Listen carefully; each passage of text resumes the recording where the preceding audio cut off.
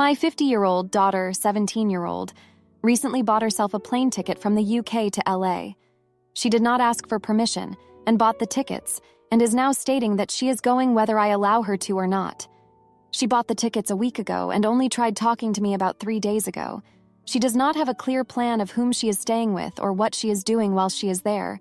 She stated that her reasons for not asking me is because she'd already asked her mother. We are divorced and my daughter moved in with me 4 months ago. She thought that she did not have to get my permission as she thought her mother's was enough and that I scares her. Whilst I am open to the idea that I may scare her, I find it harder to believe that when she went ahead and bought the tickets regardless, she lied to me, and I feel like I've been manipulated into this, as her mother has said. She can go despite neither of us giving permission for her to buy the tickets for 6 weeks' time. My concerns are that she's 17 and never left the country on her own. She's never been to the States, and she doesn't know what Transportation Security Administration can be like. She's previously struggled with major anxiety to the point where she's found it difficult to get the underground in the UK. We don't have any family or friends out in LA that could get to her if she needed anyone, so there's no fallback plan, and she's only 17. She doesn't have any worldly experience. I'm very reluctant to let her go due to her poor decision-making regarding the whole situation as it stands. All of my side of the family has said that it's a bad idea, and that I shouldn't let her go. But my daughter has said that she will hate me forever if I don't let her go, and her mother doesn't think it's a bad idea. Am I the jerk? To add, for those asking why I've ignored the whole daughter being scared of me, she tends to pick and choose when she wants to be scared of me. When it comes to asking for money or a lift to a party or work, or to come get her before her phone dies late at night, she doesn't have an issue asking me for anything. She only becomes scared of me when she does something wrong and then doesn't want to face the consequences and uses her fear against me so that I can't instill any consequences.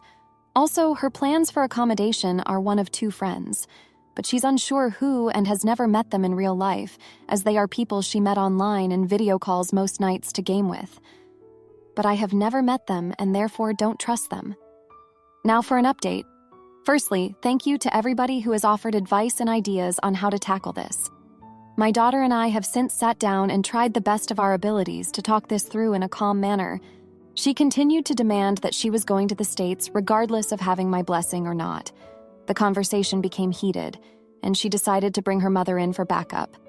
However, she eventually decided to reveal that one of the friends that she could stay with is actually coming to the UK to visit within the month. She has said that she can give me all of her friends' parents' contact details. I am still undecided.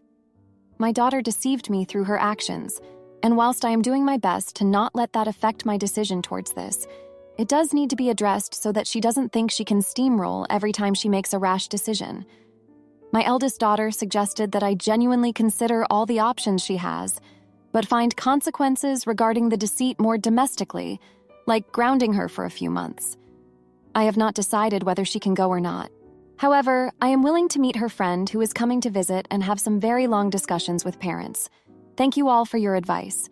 It's all been very helpful and made me feel less alone in my reaction to my daughter's decisions. Now, for a few comments before the update. Comment 1. Not the idiot. If she doesn't have a place to stay or cash, she won't be allowed into the country. I was born and raised 2 hours north of LA. The last time I went to LA, it was a culture shock, and I live here. It's nothing more than a homeless encampment. There is poop and pee. It smells. Hollywood has always been gross and such a disappointing experience for anyone who hasn't been before. If she thinks you're scary, she's in for a rude awakening. She will be begging to come home within 24 hours. Comment 2. Not the idiot. It sounds like she's about to be intimacy trafficked. If her friends were real, they'd make an effort to communicate with you and her mom and give you all their information to ensure she was safe, because any sane person would realize how dangerous this was. LA is expensive. There's no way she should be making this trip without the ability to rent a room on her own, in case her accommodations fall through, which she won't be able to do at 17, and book an emergency flight back home. Now, for the update. Hey everyone! Thanks for all the comments and advice from the last post. So after our initial conversation, things took a bit of a turn. My daughter was adamant about going to LA, and I was still very much against it. We had another sit-down, and this time I tried to approach it from a different angle. I asked her to lay out her entire plan, step by step, to see if she had thought this through. She admitted that she didn't have a solid plan and was relying on her friends to figure things out once she got there. This only heightened my concerns. Then something unexpected happened. Her mother called me and suggested that we all meet up to discuss this together. I was hesitant at first, given our history, but I agreed. We met at a neutral location, and it was the first time in a long while that we had a civil conversation. My ex-wife explained that she had given our daughter permission because she didn't want to be the bad guy and thought I would handle it. This revelation was frustrating, but also somewhat relieving, because it showed that we were both on the same page about our daughter's safety, even if our methods were different. During this meeting, my daughter broke down and confessed that she felt trapped and just wanted to escape for a while. She said she felt like she was suffocating under the pressure of school, social expectations, and our family dynamics. This was a side of her I hadn't seen before, and it made me realize that her desire to go to LA was more about running away from her problems than actually wanting to visit the place. We decided to compromise. I told her that if she could come up with a detailed, realistic plan that included where she would stay, how she would get around, and what she would do in case of an emergency, I would consider letting her go. She agreed and spent the next few days working on it. She even reached out to her friends in LA to get more concrete details. In the meantime, her friend from LA arrived in the UK. We arranged a meeting, and I was pleasantly surprised. The friend was polite, well-spoken, and seemed genuinely concerned about my daughter's well-being. We had a long conversation, and I also spoke with the friend's parents over the phone. They assured me that they would keep an eye on both of them and provided me with their contact information. Despite these reassurances, I still had my doubts. My daughter sensed this and decided to take a more proactive approach. She started attending therapy sessions to address her anxiety and the underlying issues that made her want to escape in the first place. This was a significant step for her, and it showed me that she was taking this seriously. As the departure date approached, I was still on the fence. Then, something happened that tipped the scales. My daughter came to me with a letter she had written, apologizing for her deceit and explaining her feelings in a way she hadn't been able to verbally. She acknowledged that she had made a mistake and promised to be more open and honest in the future. This gesture moved me, and I realized that this trip could be an opportunity for her to grow and learn, as long as it was done responsibly. I finally agreed to let her go, but with strict conditions. She had to check in with me daily, follow her detailed plan, and have a backup plan in case something went wrong. She also had to continue her therapy sessions via video calls while she was away. She agreed to all of this, and for the first time, I felt a sense of cautious optimism.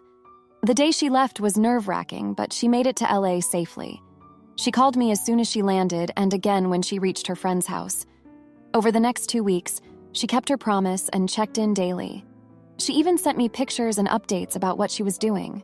She visited some tourist spots, attended a few local events, and even started looking into colleges in the area, which was a surprise to me. One day, she called me in a panic because she had lost her wallet. This was the moment I had been dreading, but it turned out to be a blessing in disguise. Her friend's parents stepped in and helped her navigate the situation, teaching her valuable lessons about responsibility and problem-solving. She managed to get a temporary ID and some cash to tide her over until she could get a replacement. By the end of the 2 weeks, she was a different person. She seemed more confident, more self-assured, and more appreciative of the support system she had back home. When she returned, we had a long talk about her experience. She admitted that while the trip was eye-opening, it also made her realize how unprepared she was for such a big step. She thanked me for trusting her and promised to be more responsible in the future. This whole ordeal has been interesting to say the least of emotions, but it has also brought us closer together. My daughter learned some valuable life lessons, and I learned to trust her more. We're still working on our relationship, but this experience has laid a stronger foundation for us to build on. Thanks again for all your support and advice. Am I the idiot for calling the cops on my ex-girlfriend after she showed up unannounced and caused a scene in my kitchen? I, 30s male with 3 kids and ex-girlfriend, 30s female, with one child, recently broke up. We had dated for almost 3 years. We had been learning to function as a blended family. I own my home, and she rents, but she would stay over every weekend and the entire summer. I thought everything had been solid. But looking back at it all, it wasn't. Her belief in parenting is opposite of mine. She believes kids shouldn't be punished as you got to look at their heart.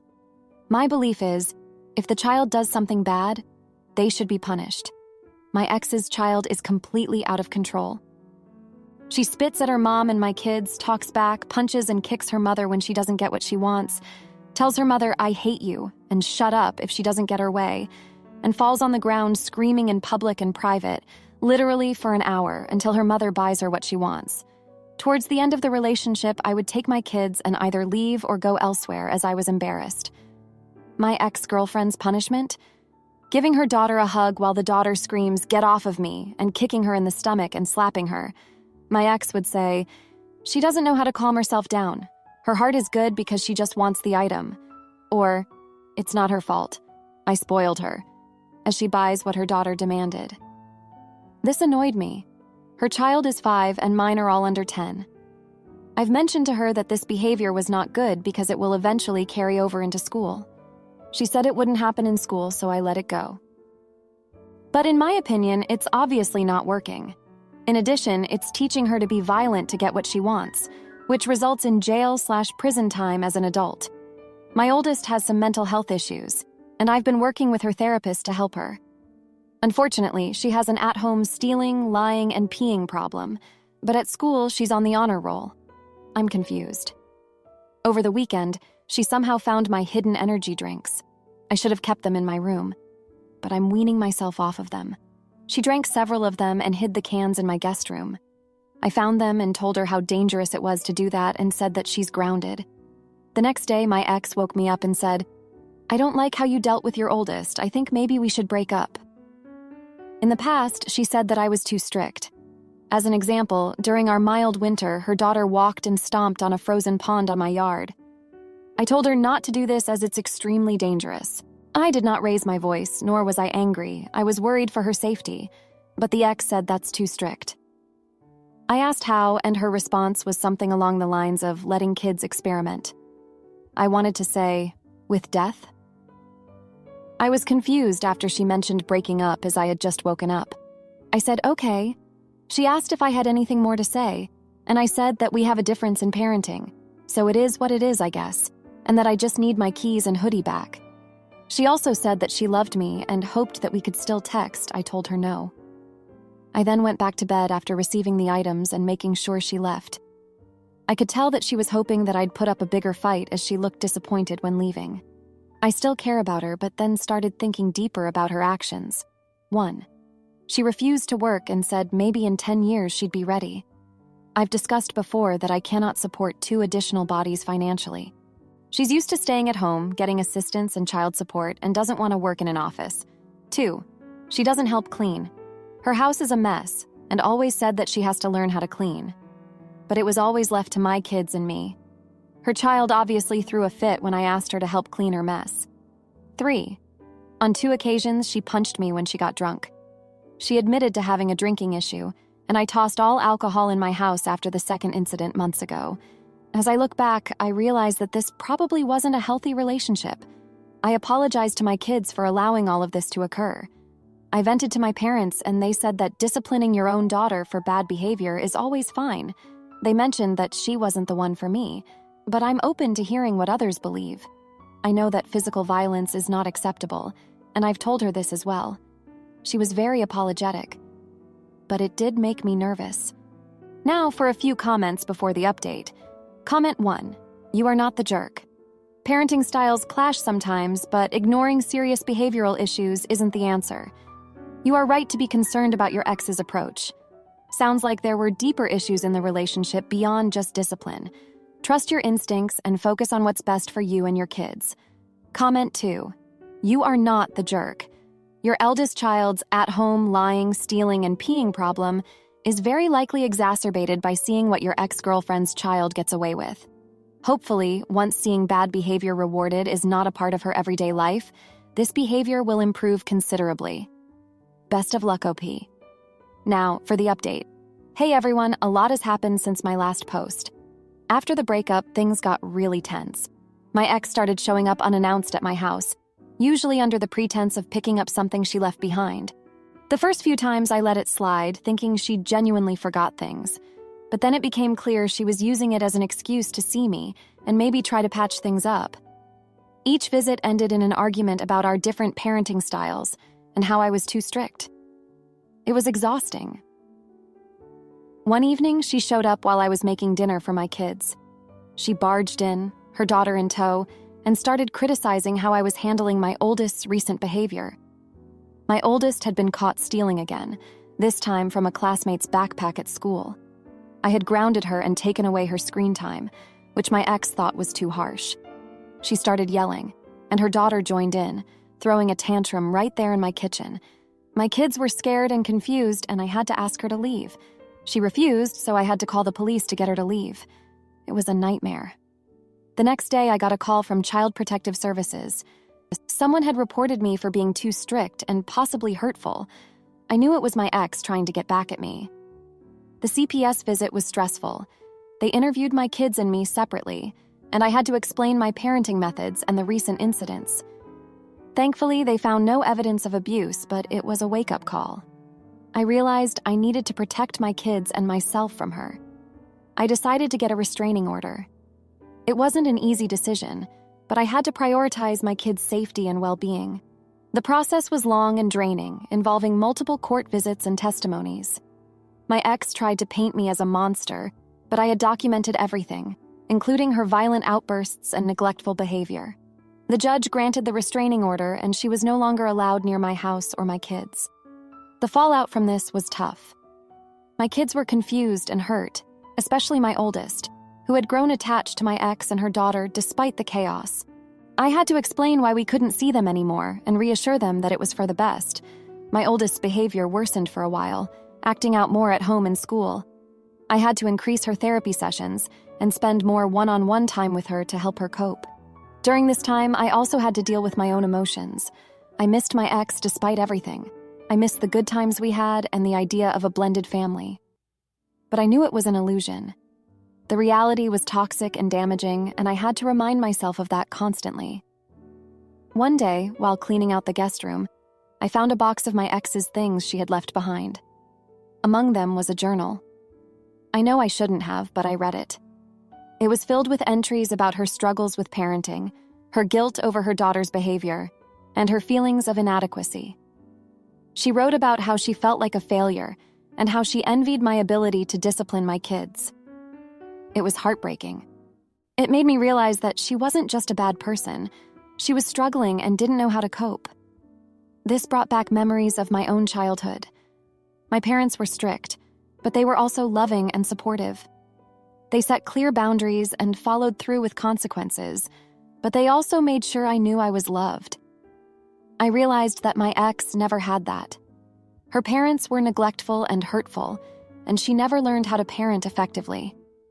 It made me feel a mix of sadness and anger. Sadness for her struggles and anger that she didn't seek help and instead brought chaos into our lives. I decided to reach out to her one last time, not to reconcile, but to suggest she get help. I wrote her a letter explaining what I found in her journal and urging her to seek therapy for herself and her daughter. I didn't expect a response, and I didn't get one. But I felt it was the right thing to do.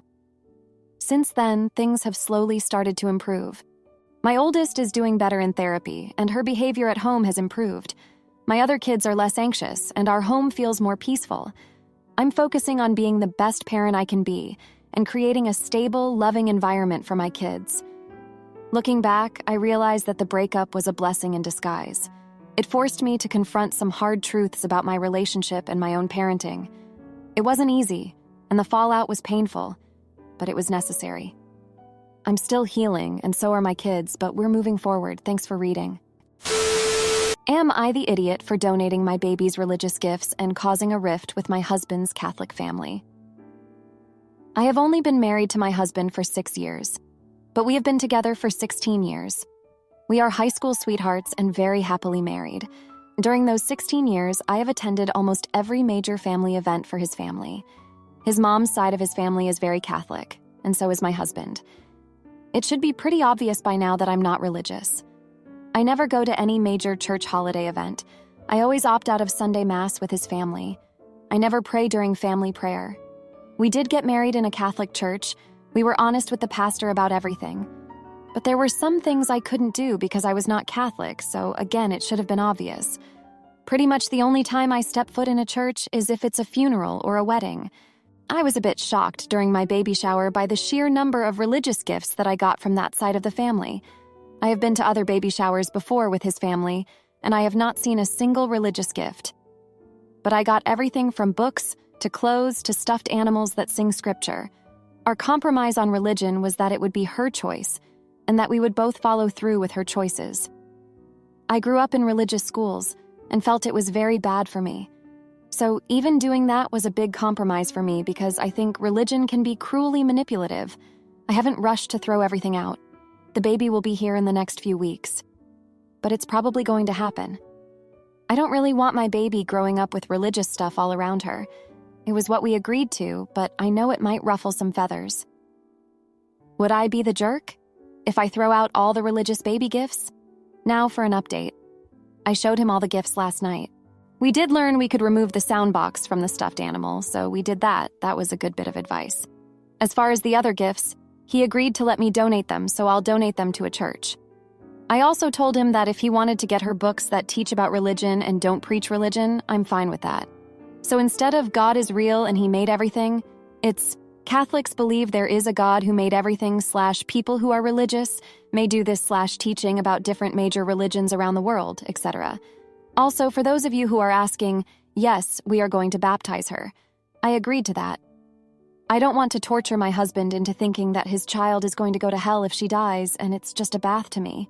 But we are going to be honest with the priest about how we're going to raise her, and that it won't necessarily be in the Catholic religion. We also did that when we got married. I've never been shy about putting up boundaries with his parents. And also, it's not really his mom, but her family that's doing this. Mother-in-law is pretty great, and I'm not worried about her respecting those boundaries. Now for a few comments before the update. Comment 1. Also, not religious, but my family respected that when my kids were little. A couple of thoughts before throwing stuff out. Can the singing mechanism be removed from the toys? Or just remove the batteries? That way you keep the toy, but the religious aspect is gone. I would keep the books so that when she is old enough to be curious, you have something you or dad can read and show her about at least one religion. Less money to spend later. You don't have to keep them out, just store them away for when, if they're needed. Depending on the clothes, you may be able to repurpose them. For example, a shirt and pant outfit. The shirt says something religious, but the pants are just blue leggings. Keep the leggings and toss the shirt. Comment 2. Why do people with such different fundamental values keep getting married? This was always going to be a problem for you guys. Discuss with your husband before proceeding. Surely all the gifts can't be so overtly religious in nature. I'm guessing the books are like Bible stories and stuff. Would the child end up going to a Sunday school where they would need knowledge of this kind of stuff? Now, for the update. Thanks for reading the last post. So, a lot has happened in the past week. After we decided to donate the religious baby gifts, I thought things would settle down. But I was wrong. My husband and I had a long talk about how we want to raise our daughter, and it brought up some deeper issues that we hadn't fully addressed before. We both agreed on the basics, but when it came to the details, things got a bit more complicated. One night, we were discussing the baptism again, and my husband mentioned that his family would expect us to have a big celebration afterward. I was okay with the baptism itself, but the idea of a big religious celebration made me uncomfortable. I told him that I didn't want to feel like a hypocrite celebrating something I didn't believe in. He understood, but he also felt torn because he didn't want to disappoint his family. This led to a heated argument where we both said things we didn't mean. He accused me of not respecting his beliefs, and I felt like he was trying to force me into a role I didn't want to play. The next day, we tried to talk it out calmly. We decided to have a small private baptism with just immediate family. This seemed like a good compromise, but it didn't sit well with his extended family. When we informed them of our decision, they were visibly upset. His aunt, who is very devout, called us and expressed her disappointment. She said that a private baptism wasn't enough and that we were depriving our daughter of a proper introduction to the faith. This put my husband in a tough spot because he didn't want to upset his family, but he also wanted to respect my feelings. As if that wasn't enough, my husband's cousin, who is a priest, offered to perform the baptism.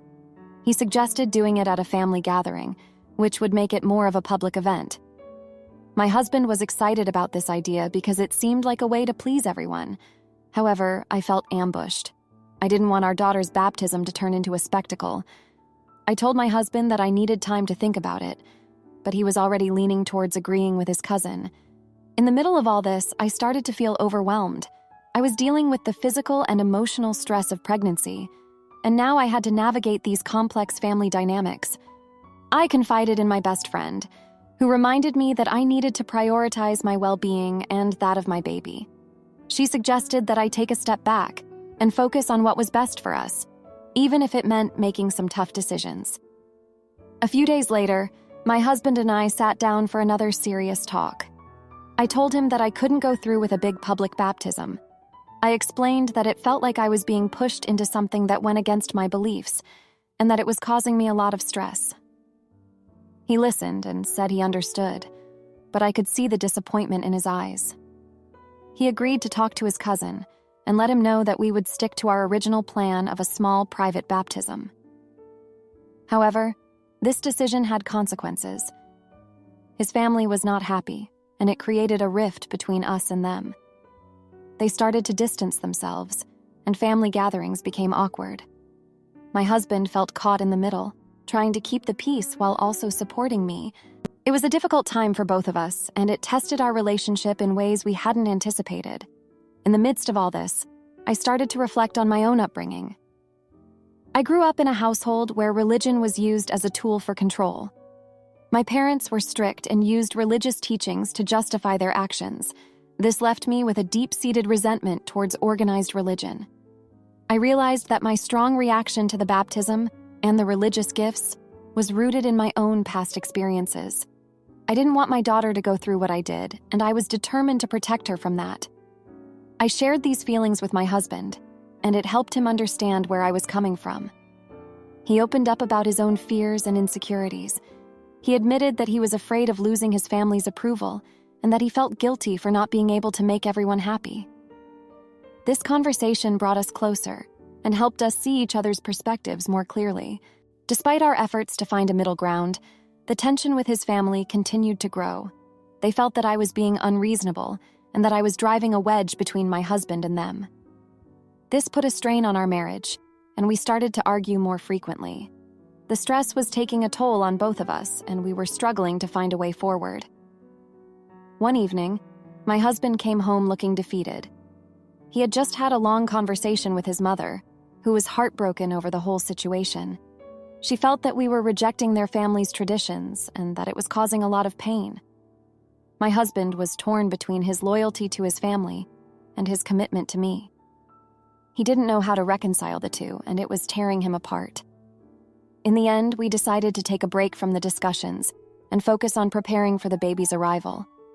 We needed to regroup and find a way to move forward without causing more harm.